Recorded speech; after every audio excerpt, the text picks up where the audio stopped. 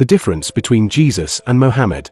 Check this out. Cannot compare Jesus with Muhammad. Jesus never killed a person. He never killed an apostate. He never waged a war. So he was a role model for me. That's why I loved Muhammad and I wanted to follow Jesus. When I studied the life of Muhammad, in 10 years, he waged 83 wars, 27 wars and 56 raids. And you are going to teach me that Islam is peaceful? Muhammad is not a role model. Jesus is. Muhammad, he had many wives, 11 of them. One of them, she was 9 years old. He was 53. I am 50. I cannot marry a girl that has 9 years old. And Muhammad did that. He raided a Jewish tribe.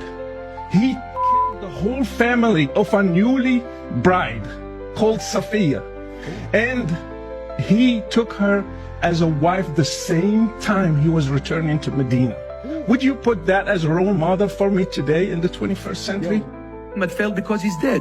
Their book says that. But their book also says about my Messiah, even though the Isa in the Quran is not the Christ of the Holy Bible, totally separate people. I know truth hurts. And if it offends you, I'm really sorry not. I'm not sorry for that. And your book says that Isa, son of Mary, went up to heaven alive and he will come back to judge the dead and the living. If I ask a Muslim who judges, they will say God. Well, you're telling me this prophet will judge. So which is which? Has the prophet taken the role of God? Has God gone on vacation and he's come and take his position? No, but Isa is the living Messiah.